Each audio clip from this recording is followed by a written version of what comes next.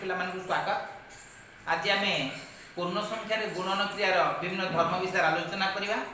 या पूर्वर तुम पे पूर्ण संख्यार गुणन विषय सूचना देती जोटा कि पूर्ण संख्या जो धनात्मक पूर्ण संख्या ऋणात्मक पूर्ण संख्या, धनात्मक पूर्ण संख्या सहित धनात्मक पूर्ण संख्यार गुणन क्रिया, ऋणात्मक पूर्ण संख्या सहित धनात्मक पूर्ण संख्यार गुणन क्रिया, ऋणात्मक सहित धनात्मक गुणन क्रिया एवं ऋणात्मक सहित ऋणात्मक पूर्ण संख्यार गुणन क्रिया विषय कही।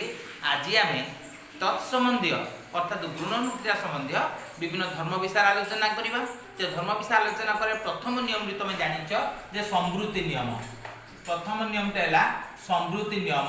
संवृत्ति नियम कौन ना दुईटी पूर्ण संख्यार गुणफल एक पूर्ण संख्या। बुझ भल कि दुईटी पूर्ण संख्यार गुणफल हूँ एक पूर्ण संख्या। कहयार कथा जदि ए एवं बी जदि दुईटी पूर्ण संख्या हेले, जदि दुईटी पूर्ण संख्या हेले ताहेले सेमानकर गुणन क्रिया ए इंटू बी बा ए बी मध्य गोटे पूर्ण संख्या, मध्य गोटे पूर्ण संख्या। एटा कौन कौन आपे ताकू जदि उदाहरण दे दबा, उदाहरण देले हम कौन कहबा ना -2 इंटू +3। -2 होला गोटे पूर्ण संख्या, +3 होला गोटे पूर्ण संख्या, ताकर गुणन क्रिया होला -6। -6 मध्ये होचे एक कोन पूर्ण संख्या। अर्थात दुईटी पूर्ण संख्यार गुणफल एक पूर्ण संख्या। -5 into -6 that is equal to +30। तो -6 एक पूर्ण संख्या, -6 एक पूर्ण संख्या, ताकर जते इंटू होची +30 ताहा मध्ये होचे एक पूर्ण संख्या। एई नियम टे कोन कहा जाय ना संवृत्ति नियम कहा जाय। आ गोटे हैला कोन ना क्रम विनिमय नियम।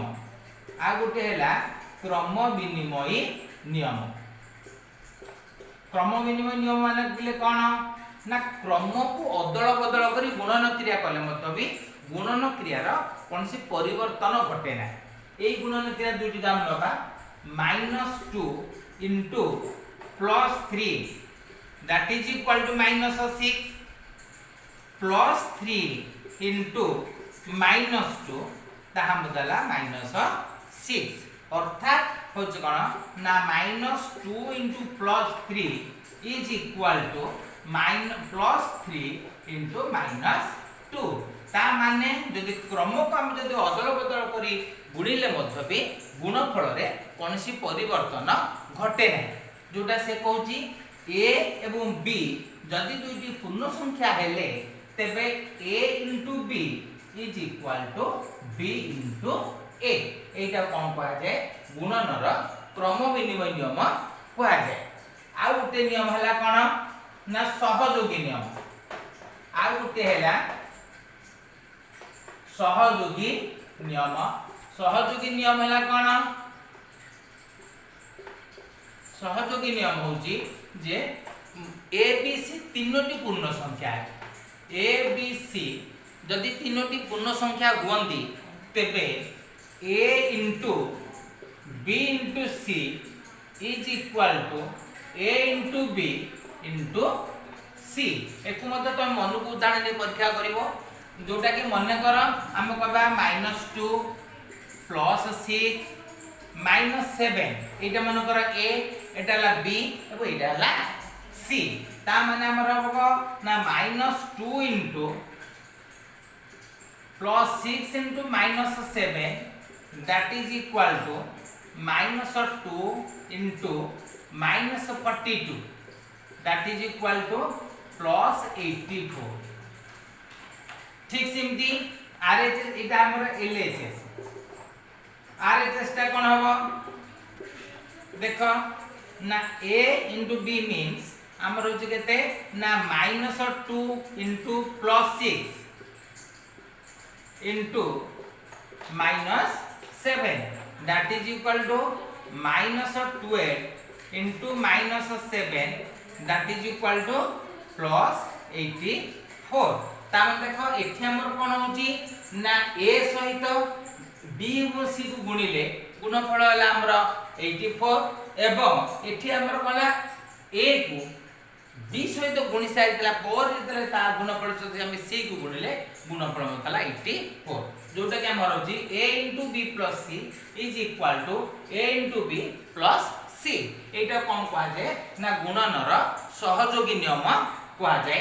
एवं आ गोटे पिले छोट नियम अछि कोन होती ना जे कोन से को पूर्ण संख्या को 1 द्वारा जदी गुणिबा 1 द्वारा गुणिले गुणफल सेही पूर्ण संख्या हो। 1 द्वारा गुण न कले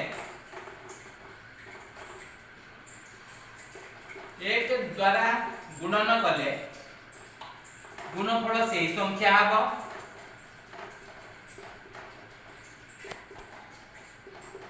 एवं आ उठे होची कोन ना जे कोनसी पूर्ण संख्या को आमे जे शून्य द्वारा गुण न करिबा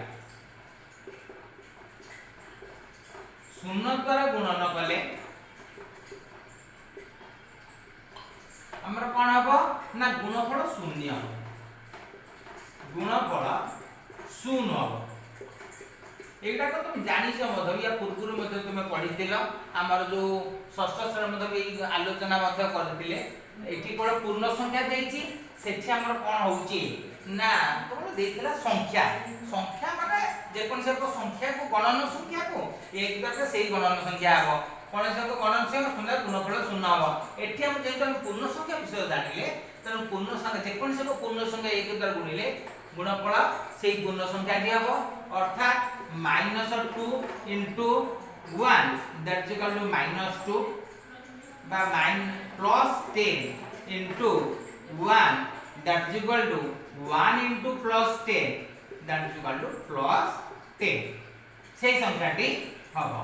शून्य द्वारा गुण न कले माने -2 * 0 is equal to 0 into -2 that is equal to 0. Similarly +10 into 0 that is equal to 0 into +10 that is equal to 0. अर्थात जेकोन से को पूर्ण संख्या को आमे जदि शून्य द्वारा गुणिबा गुणफल शून्य हबो। हां तेनु वर्तमान को नियम विषय पढिले ना गुणनर समृद्धि नियम विषय आलोचना कले गुणनर क्रम विन्वय नियम संबंध आलोचना कले गुणनर सहयोगी नियम संबंध आलोचना कले एवं 1 द्वारा गुणन जोटा नियम ताको हम जानिले शून्य द्वारा गुणन कले गुणफल ता संबंध मध्ये भी जानिले। तेनु तमने जो नियम गुडी को मनरु तुमको गृह कार्य ला कोन ना मनरु तमे उदाहरण नै ए बी सी इत्यादि रो अलग अलग मान नै ते प्रमाण करे देखैबो बा प्रमाण करिवो कोन ना समृद्धि नियम सहयोगी नियम एवं कोन क्रम विनिमय नियम एवं 1 द्वारा गुणन एवं 0 द्वारा गुणन। आज बे धन्यवाद।